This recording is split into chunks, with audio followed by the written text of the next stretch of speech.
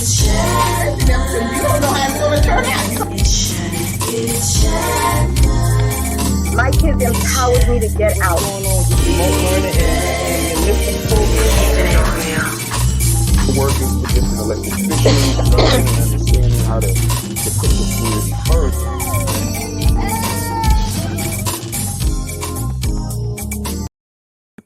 Hi, and welcome to Keeping It Real with Shannon. Hello, everyone, and thank you for joining us. Well, hello there, Dr. Vanessa. How you doing? Hey, Lottie, how are you? I am so excited tonight. We have three wonderful guests. Our first guest is Koyan Simpkin. She's a school safety agent at IS 288. Miss Janae Nine Blackwell. She's at the community affairs at the school safety division, and Miss Mona Davis, who's the parent and president of the Social Impact Strategies. Welcome, ladies, to the show. Hello, ladies. How are you? Hello. Thank you for having me. Good evening. Good evening. Well, there's been so much talk about school agents. So there's so much misunderstanding, so much misinformation of, you're leaving the NYPD, going back to the Department of Education, or they may want to remove you from the job altogether, period. So I would like just to start off with clarification. Could one of you explain what is the fight about? What are we fighting about? Janine, you want to go first, or you want me to go first? You're gonna go first because I'm hearing crackling a little bit in the volume. Okay, I'll go first. Well, basically this whole thing started last year due to the whole George Floyd situation, and you had other municipalities and other states cutting ties with their police department personnel who worked in the school. But New York City schools are somewhat different from these schools, and they differ in the fact that we're civilian members of the department. We don't carry any weapons. We don't have any type of powers as it performs as like uniformed members would have. Those other places, they have resource officers who are actual police officers who carry weapons, who have been outsourced from their police department into the school. So there's a big difference, and and the work duties and the descriptions of what it is. So everybody cried defund the police. And it seemed as if school safety got caught up in that scope due to the fact that, we have ties to the police department, and they felt that it was some type of defunding when they removed us, which it really wasn't, because we're basically being paid by the Department of Education's budget. We're on their budget.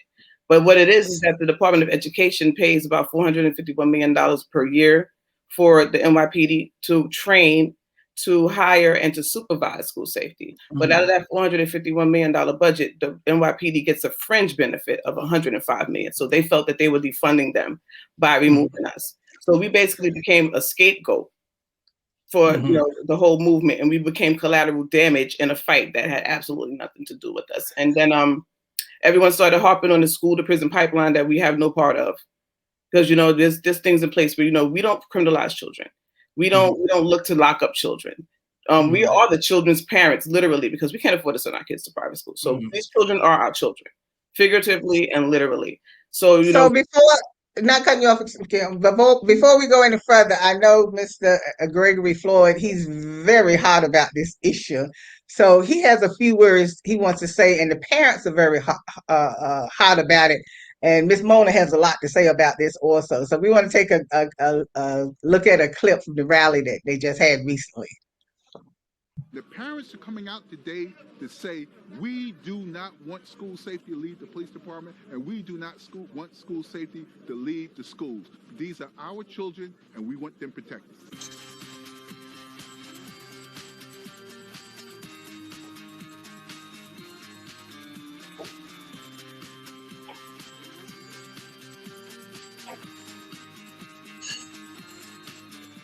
My name is Mona Davis. I'm a proud graduate of the New York City public school system, and I am a parent, and I am a pissed off parent. I know how important our school safety agents are to us. There isn't one parent I've spoken to that knows about this outrageous, absurd, ludicrous idea to remove our school safety agents. We love you, we support you because you protect our babies every day unarmed. When you have a school system where a supermajority of our children do not read, write, or do math at grade level, that is the cause of the school to prison pipeline, not women that look like me. Okay? Let's keep it real. All right, let's keep it real here. And let's see. You know, Mona said she was a pissed off parent. But before we get to the pissed off parent, I want to know, what is the advantage of staying at the NYPD versus going back to the Department of Education? Do you want to know from me or from Janine? Either one of you, Janine. Can you speak now, Janine? Yes. One of the event. Well, first and foremost, I want to say that by me being here, I'm not involved in any politics. I'm not here for any votes for anyone, and I'm here to speak for school safety agents, and that's foremost. One of the benefits that we have with being in the police department is the same reason why people put protection and security on a cell phone.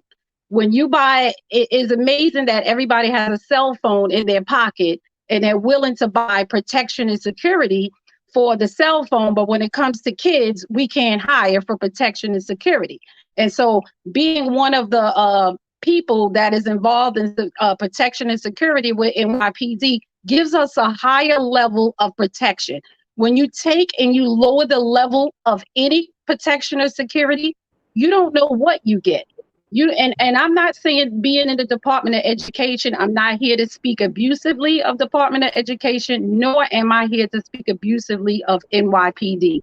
But when we use our electronic devices and we say we have a high level of protection and security for our electronic devices, if we were told we had a lower level of that, some of us would flip. And to get a lower level of a security and protection for children, when you get a cell phone and you go into a phone and say, I have protection, and someone tells you you have protection, but you have to call the company yourself in order to turn this in. So when you go to a school and a school person says you have to call 911 yourself, when you have someone who works for NYPD in your building, is a different level of security and protection. And people don't understand that. That is the difference of being an NYPD and the Department of Education. And not to say anything bad about the Department of Education, but why should you have to, as a parent, go to a school to ask for help and told that you have to call 911 yourself when the child themselves have security and protection on a cell phone in their pocket? Mona? Mona, what do you feel about this? This entire situation makes no sense to me as a parent, because the system is not broken. And the narrative that's put forth by certain city council members from the defund NYPD crowd is a false narrative. I'm a parent.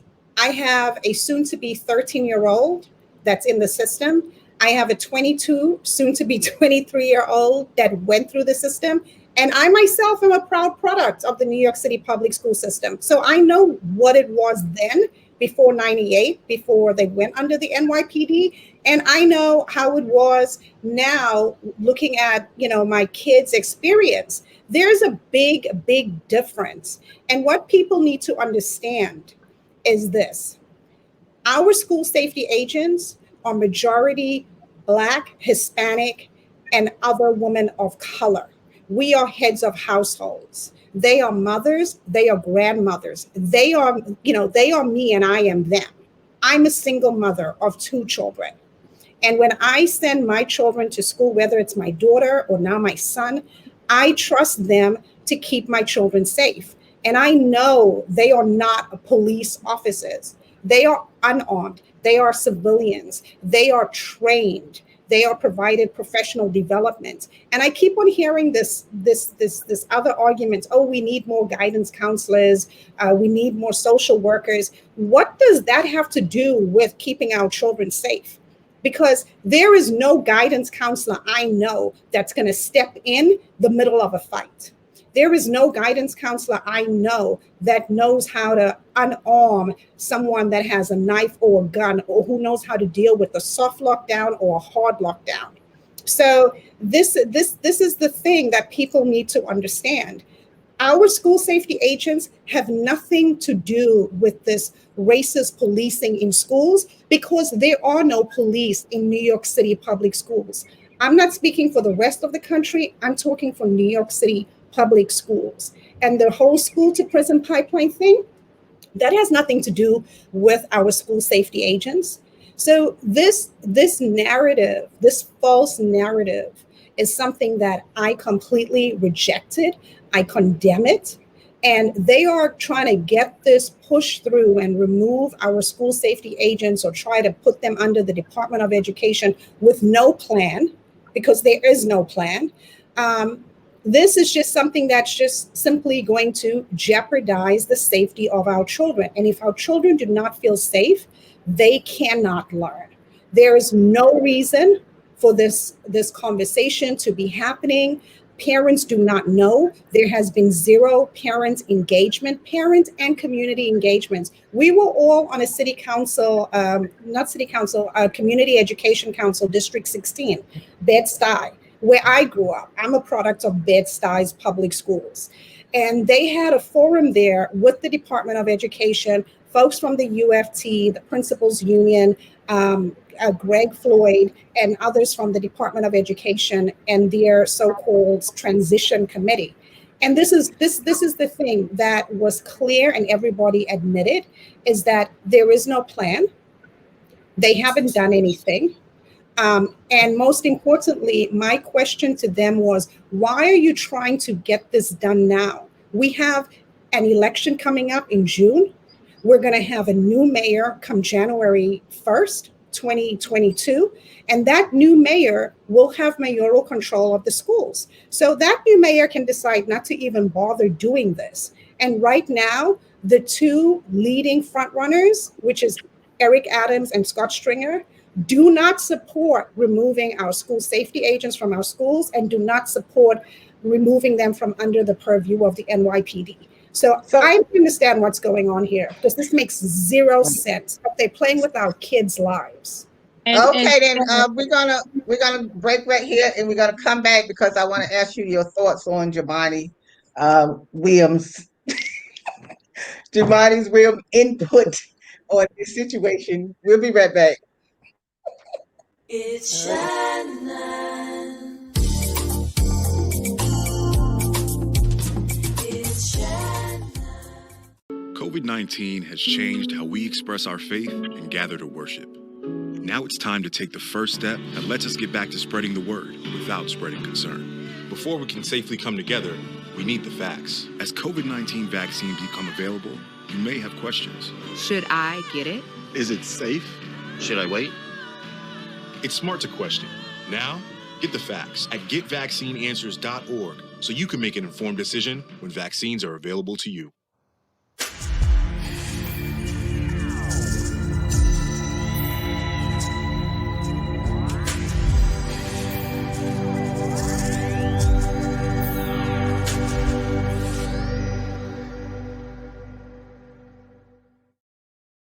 Hi, we're back talking to our special guest tonight about the issue of the school safety agents in the schools, whether they should leave the NYPD, go back to Department of Education.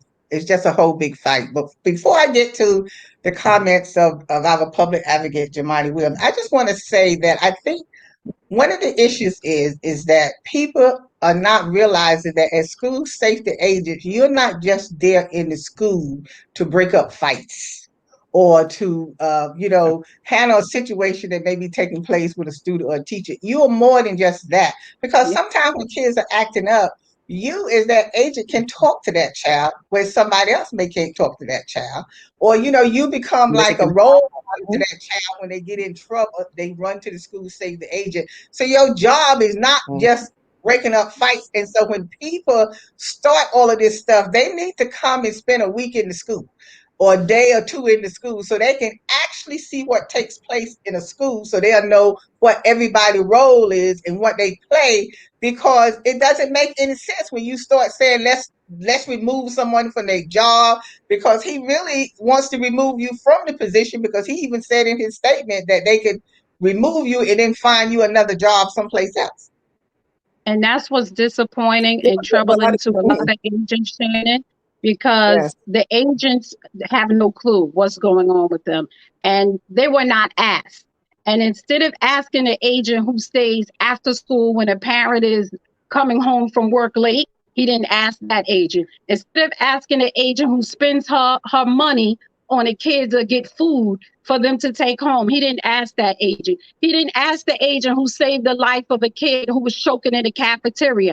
He didn't ask the agent who used a tourniquet in the Bronx to save that kid's life that was bullied. He didn't ask the agent who was stopped breathing and these other agents used the AED to save this child's life. He didn't ask the agents who scanned for the mayor's detail. He didn't ask the agents who scanned for the Madison Square Garden detail. He certainly did not ask the agents who scanned for the New York City Marathon. And he sure did not ask the agents who also do scanning for Central Park concerts. He didn't ask the agents who've been giving out masks during the COVID in the parks and in the playgrounds. He didn't ask those agents.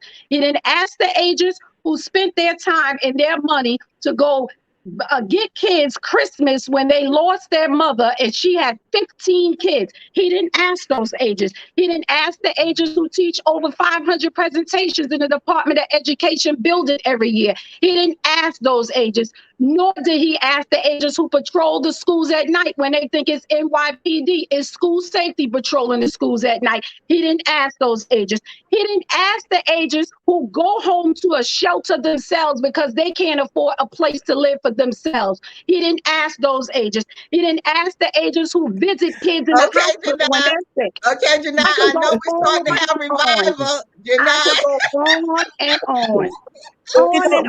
But you know what? It just gets to the point. I want you to be passionate about the way you are talking, because see, that's why when you are passionate and they don't understand what the school situation is, that's why we have a problem, Vanessa. Yes. And I could go on and on, but I won't. But it just brings the point of school safety agents are just not agents that sit at the desk and sign people on. We go beyond the call of duty. We go beyond our job, and the parents don't know. That's what it comes to. And we know for us not to be we know and we appreciate, right? Wait a minute. We know and we appreciate the work that school safety agents do in the school, and it's monumental really for the students. But my concern is what happens when the school safety agents are removed from the school, and the climax today with the increase of violence, this becomes a breeding ground now for more violence. Who protects the kids at this stage?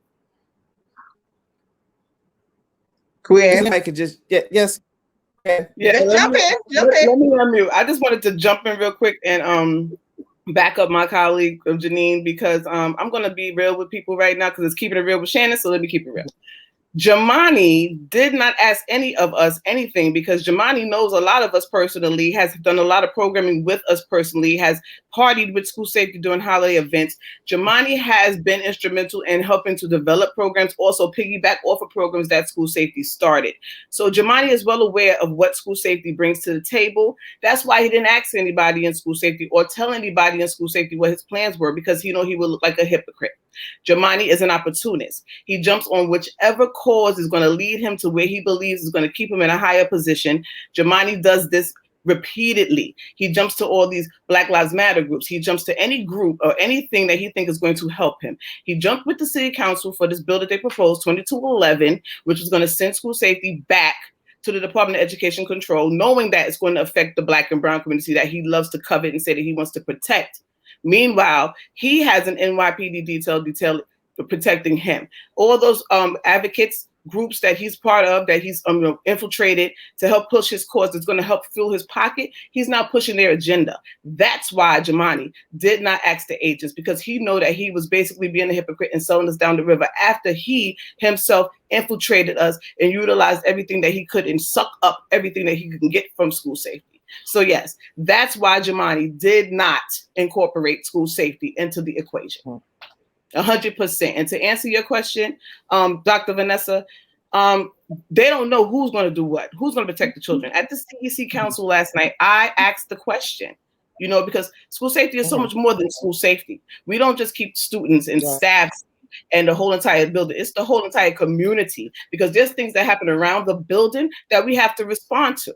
We have gang violence. We have prostitution amongst people that's trying to recruit our children for all types of situations. We still have human trafficking people, and the brown and black community is affected. Have you ever wondered why so many black and brown young bodies are missing and no one's looking for them? This is what's going on in the community that they're not talking about. A lot of times we're out on those perimeter. There was a school in Staten Island where 2 school safety female agents stopped a young lady from being kidnapped and thrown into a van. No one's talking about this. Now, if you take away our SPO status as it pertains to how our jurisdiction is and how wide it goes during safe passage, going down to the train station, the bus stop, the corner store, stopping all these incidents that happen because they're attached to our children and attached to the building, we'll be limited. You'll be tying our hands. So who will be doing those things? It's the question. When there's a shooting in the area, we go into a lockdown or to a shelter in. When there's something imminent in the building, we go into a lockdown. You know what the funny thing about this is? The DOE, and I don't want to harp on them or attack them, because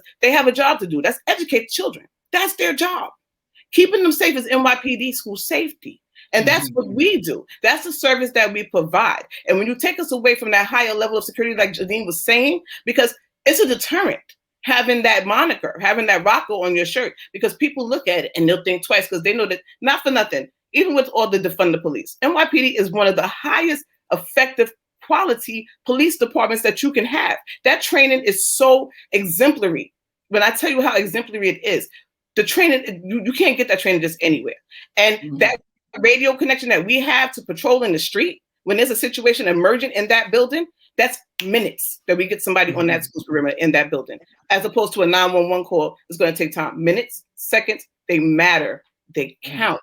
And that's the reason why we're trying to keep that attachment to the NYPD, as well as it lets us handle our children in-house before we send them. But see what makes sense is that they were saying about they didn't want police officers in the building, right? Come out. So if they don't want NYPD in the building with the officer uniform in, I can understand that. But school safety, you're under the NYPD, but you don't carry guns. You don't come in acting like a regular police officer does when they come into the school. You're there doing the same thing. It's just that you're not carrying a weapon. And so the kids don't see this. So the kids don't have to be afraid that something is going to go down or whatever. What it is, see, this is all politics stuff. This is all political. We always playing politics with our children. And that's the problem. I can say it, you can't say it, I can say it. It's always playing politics with our children. And this is what we need to stop doing. And this is what the politicians need to stop doing. Our children are human beings. They are not pawns to be tossed around here and there. So now you want to take you out of the school altogether, then you don't have a job. So now we got more unemployment going on. I mean, what else is this about if it ain't politics? The money. Well, it's about when you buy anything and you don't have money for the protection and security, you never take away protection and security. You lower the brand of whatever you're buying. You don't take away protection and security when you buy a television, a phone. You just get an upgrade from what you want. But to take away security and protection is a question parents should be asking. Is these electronic devices more important than my child? Is my cell phone more important than my child? How is it that everything else could have security and protection and my child can't have security and protection? That's something to think about, parents. But let me tell, Mona, because see, this is where Mona and her coalition comes at with getting all these parents together. Because let me tell you, parents have a lot of power. And this is the time you got to show that power that you have, because my child is not going to be in a school without some safety in there. So if you're going to take the school safety agents out, then we better have a plan of who you're going to bring in to protect my children or whatever, or you better let the school safety agents stay here and do their jobs. If you need to train them more, all well and good. But this is the time that the parents really need to come together and the community needs to come together and speak up about this situation, because now the fight is on. And this is what we need to do. And Mona, we don't want, school safety agents don't want anyone to think that we don't need social workers and guidance counselors in school. That is not what school safety agents are saying. Most definitely that guidance counselors and social workers may be needed in school, but you don't play with security and protection for children. There has to be a way to get other things fitted for the children. Right. No, I completely agree with you. But this, this is the thing. It's the hypocrisy about this entire situation.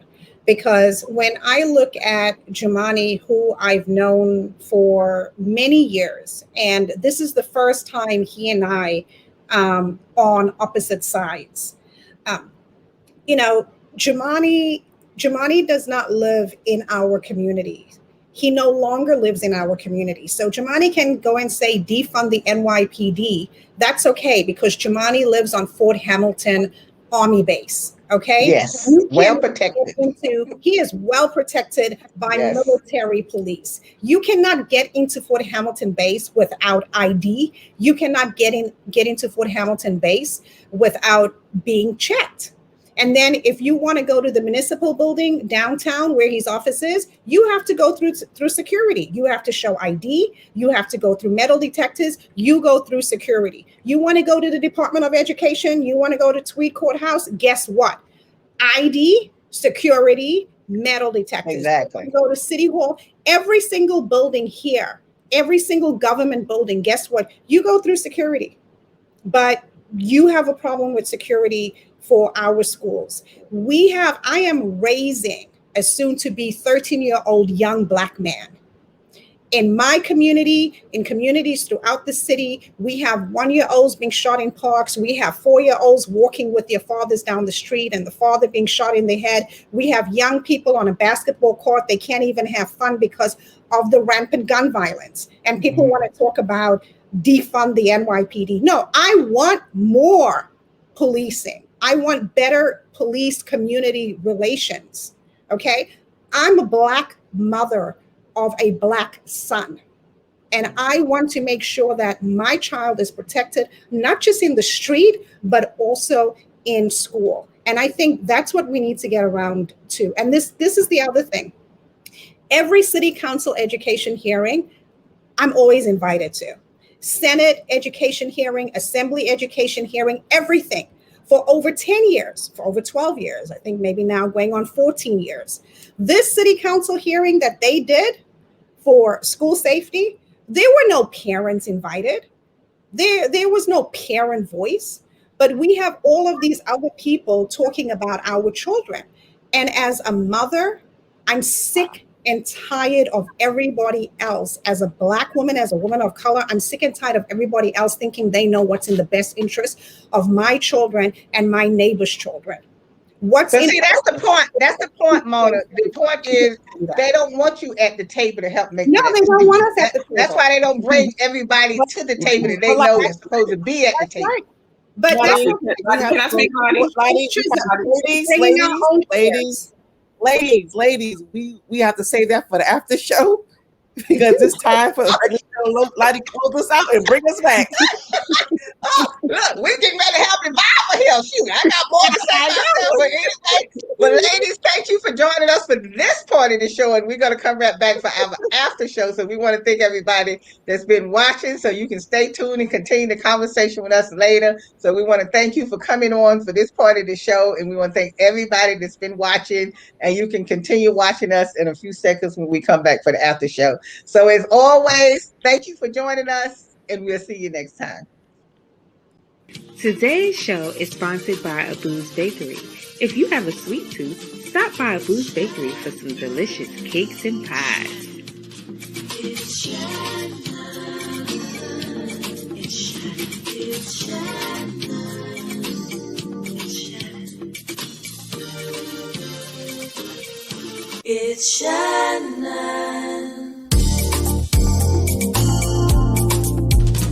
It's Shannon. It's Shannon. It's Shannon. Keeping it real. Keeping it real.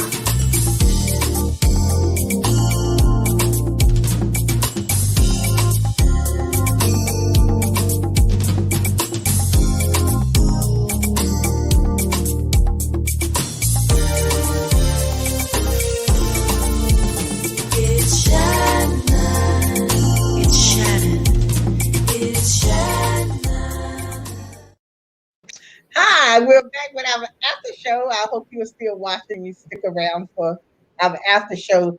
So Mona, let me just say this before we continue. I like to keep it real. I'm really hurt by what Jamani Williams has said in that letter that he wrote, like, because he was accusing safety agents of abusing kids and other things that you have done to children. I mean, I was just so shocked from that coming from him because I know him, not know him well like you know him, but I was really surprised that he would come out against the school safety agents like that. Now he said he's for school safety agent, but if you have to be removed about getting you jobs and things like that, and I just feel kind of bad and sad about that. He's fighting with Mr.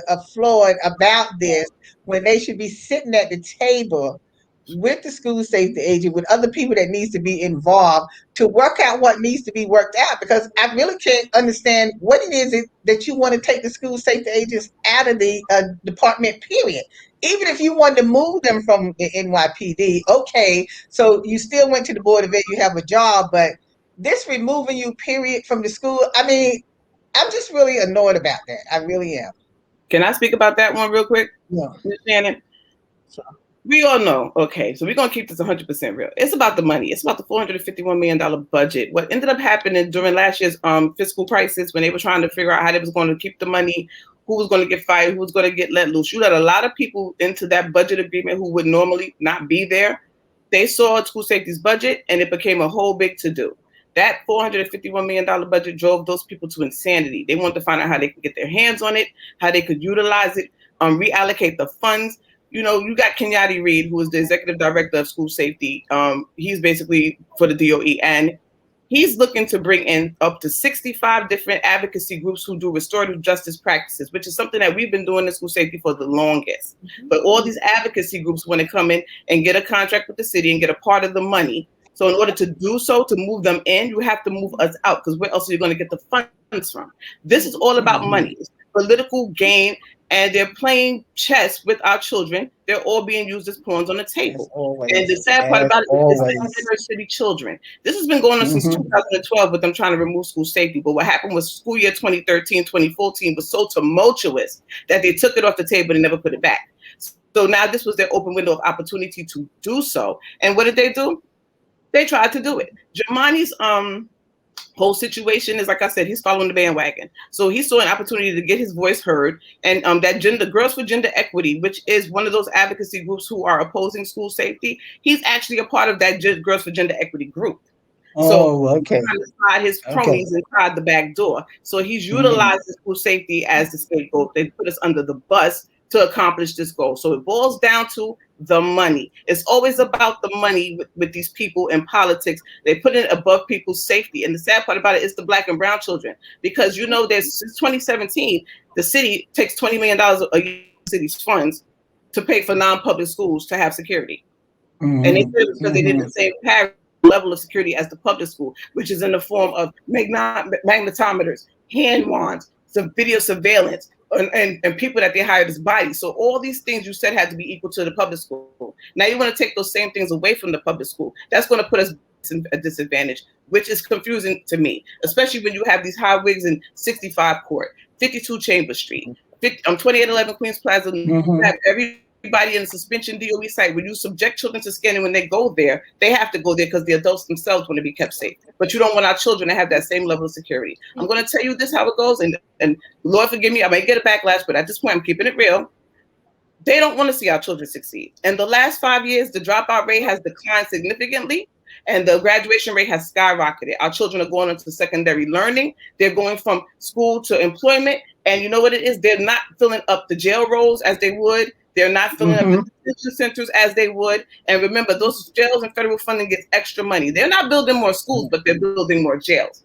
You want to say you want to do reform, but you're still building more jails. Who's going to fill up those jails? They're looking at our children as money. Exactly.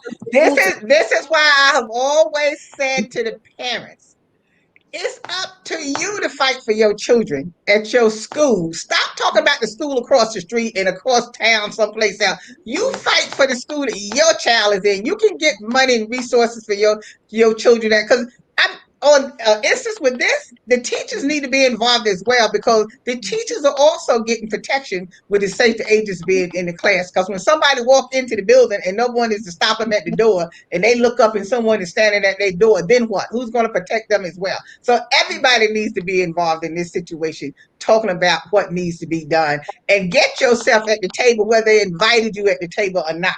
This is what needs to be happening. That's what I did. Because if not, Well, it's just like you our said, kids it's from just day a one has always Yes. been pushed around and put at the bottom of the low totem pole. They have never This is received the definitely education political. that they should receive. I Well, push you know, this myself is in the definitely political, right? And at the end of the day, it could be somebody just lining their pockets, getting an incentive to shift to pivot another direction. And then at the end of the day, when things get out of control in school, what they're gonna say? Oh, that was school safety. They were there. They did it. They groomed schools. It's their fault, and not looking at how with them pivoting and moving into circumstances that this is a result of their actions. It's as simple as that. And then there's no plan. So you're talking about a transition with no plan. They don't have any strategies, no procedures, no protocols, nothing laid in place. This farce of a council meeting yesterday, that was just another part 2 of the education council meeting for February 18th, where they put up a vision board and they had affirmations and they had this colorful thing with children, but there was no substance to it, because it didn't tell us anything indicative of what they're going to do as far as how they're going to transition us. So the thing that led me to believe that there's no transition is basically, hey, we want to get your security net, come on over, we're going to take all of you and we're going to transition you, but there's no plan. That's the part that alarms me, because when you have a plan to do something that's been going on for a year, there should be a plan or something already instrumented into place, but they don't have that. That's what alarms me. And as a parent, But this is always the case, Quinn. This is always the case. They always doing something without a plan. And that's why the first time they do something without a plan. They wing and prayer it all the time, but you're putting people's life at jeopardy. And that's the situation that has to be called out, because there's no plan.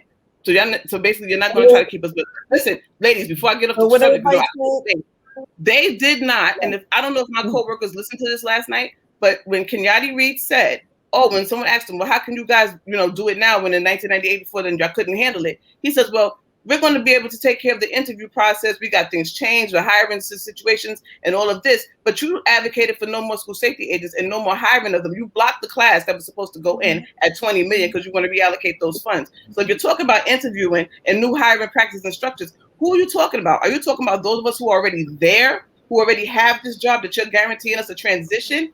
Because if we have to re-interview and go through a new hiring process for a job that we already have, that's a problem for me.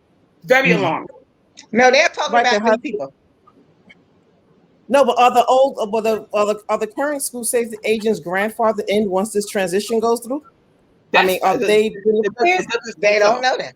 They don't know. We don't know nothing. They don't know. Yeah, right.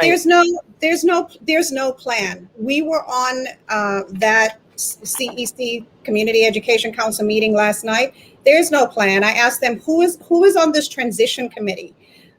They can't even tell us who all is on the transition committee. I asked them, is there a union representative on the transition committee? There's no union representative on the transition committee. That's another problem. Then I asked the young lady, Sadie, who is now the executive director of family and community engagement for the Department of Education. I asked her, I said, what's going on here? Because I know her too. Years ago, when she worked for Public Advocate, when she first started working as an organizer for Public Advocate de Blasio, she came to my house. She sat in my living room because she was an organizer. She wanted to engage parents. Now you, the executive director, are faced for the DOE, and there's been zero parent engagement. Parent, community engagement, nothing. Nothing said to the families. These are our children that are in the school system. There are 1.1 million children in the school system. And the other thing that I also think is very odd is when you look at school safety, the majority workforce are women, okay? Right. And we're talking about a little over $400 million. The Department of Education's budget is $30 billion with a B. Yes.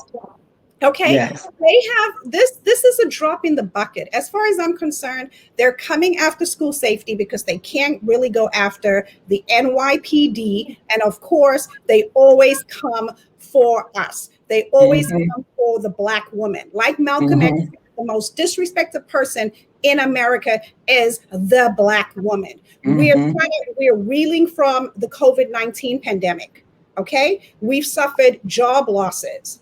Okay, families have lost loved ones. We're still trying to recover. And now you're putting these women, these families, you're stressing them out about the possibility of not having a job next year. And when it comes to the Department of Education, let's keep it real. They can't even keep on top of the school bus drivers. Every year we hear horror stories about the buses for them. This is what I see that's going to happen in my many years dealing with the Department of Education in the city of New York. If they transfer school safety to the Department of Education, I can tell you the Department of Education is going to say, hey, we made a mistake.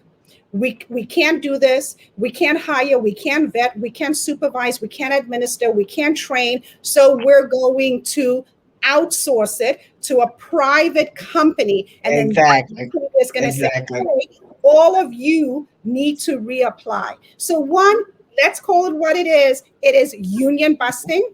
You go after the people who you think are the most vulnerable, which is women that look like us, women, Hispanic women, and Asian women who are the majority workforce, and you're playing with our children's lives.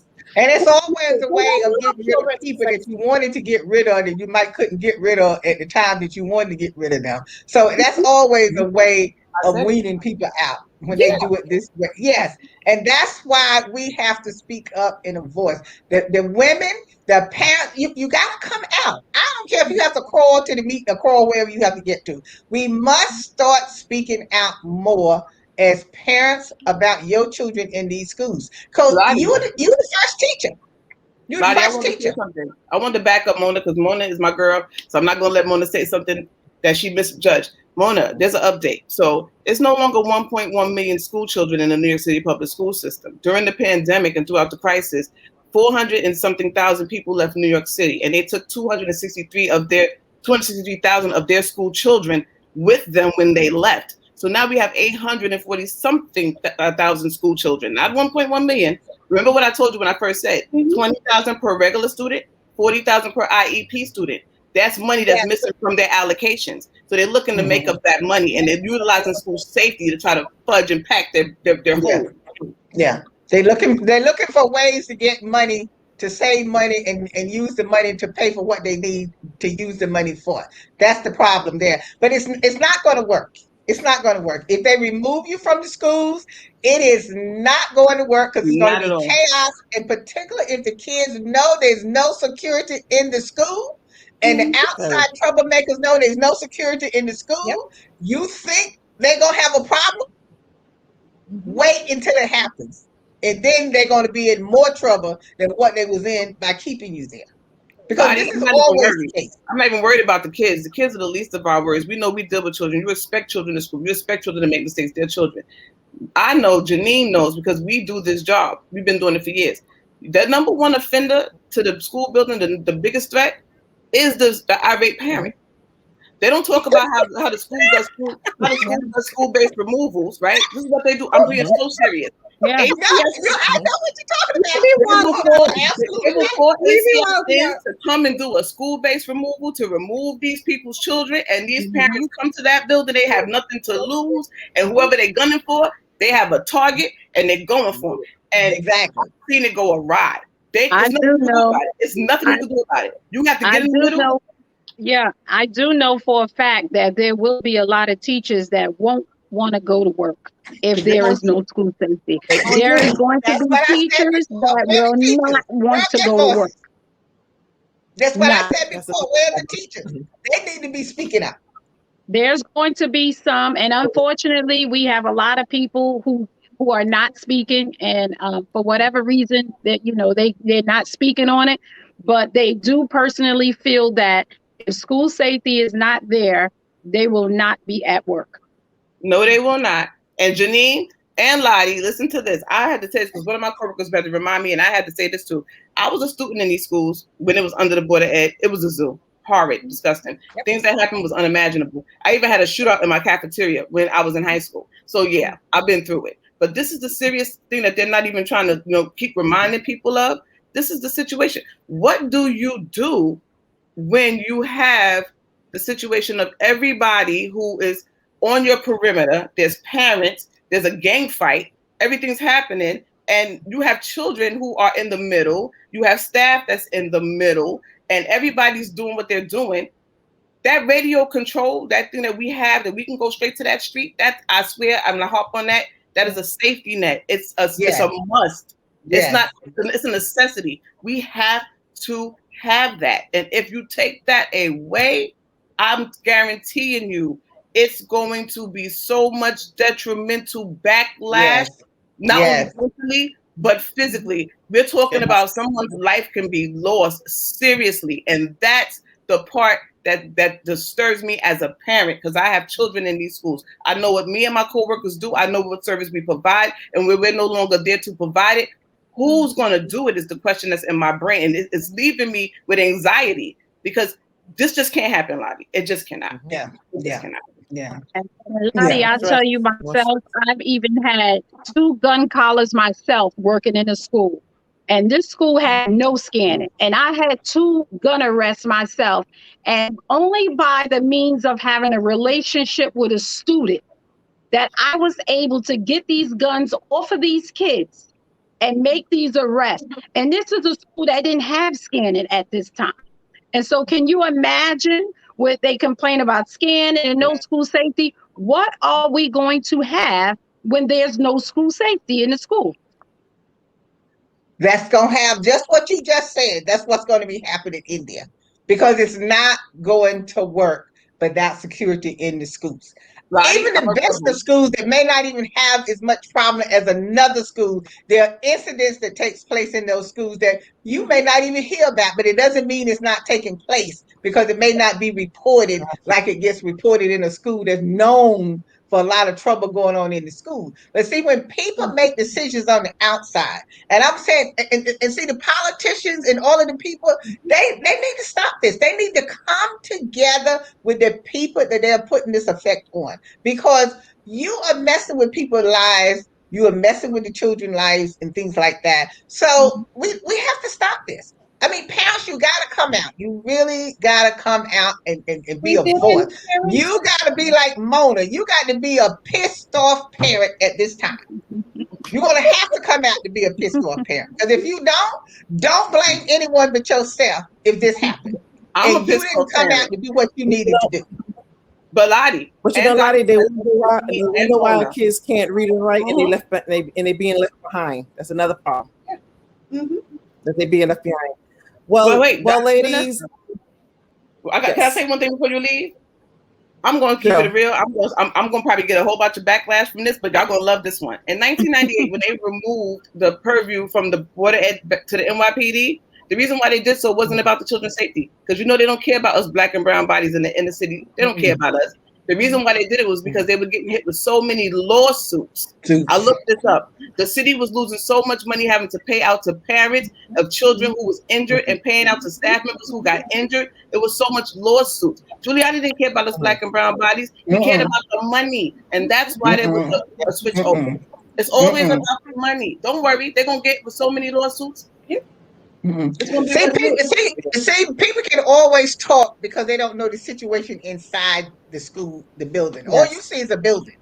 Before you start making all these accusations and talking about we need to do this, we need to do that, you need to come and visit schools. Come a whole week and come each day and visit the school so you see what's going on. Don't even tell the people who you are. Just come in and visit the school, because until you're in a school all day, you don't have a clue of what's going on with some of these kids. Because some of these kids, they don't mind pulling out a weapon and using it on you in a minute. So look, we got good kids and we got kids that really need some attention, because usually the kids that come to school acting up, they're looking for attention. That's what it is. I don't consider any kid a bad school, a bad student, a child. I think they just be looking for attention, because when you start talking to them and, letting them know that, they can be loved and you want to share with them, they act totally different. They act They're totally misguided. different. Most of them are misguided. Yeah, so you got to be that kind of person that can calm them down and talk to them and let them know that, hey, we love you. It's not all about that. They don't act like that. They don't act like that. Lottie, we Yeah. Lottie, we definitely have to have a second and third, fourth show with these ladies with the ongoing things that's going on with this transition. Right now, Lottie, you gotta take us home. This is it. Is the after show over? The after show over already? Okay, ladies, look, ladies, the fight is going to continue on, so y'all going to have to come back so we can do a part 3 or whatever, because this fight is going to continue. So look, I really appreciate you coming on, the show, and we want to thank Terrence Elmore for his fight in this situation, because Terrence is a fighter and he keeps on fighting and he's doing such an excellent job and everything. And look, you women, and look, it's going to happen. I know God is good. He's Amen. not going to let this happen. He's not going to let this happen. So the fight is on. So whatever we can do, whatever community people that might be watching, whatever you can do, please speak up. And the politicians, please stop playing with our children. Please stop playing with our children. So we want to thank all of you for watching tonight, and we hope you enjoyed the show. And as always, we'll see you next time. Thank you for having me, Shannon. Thank you. Take care, ladies. Keep fighting.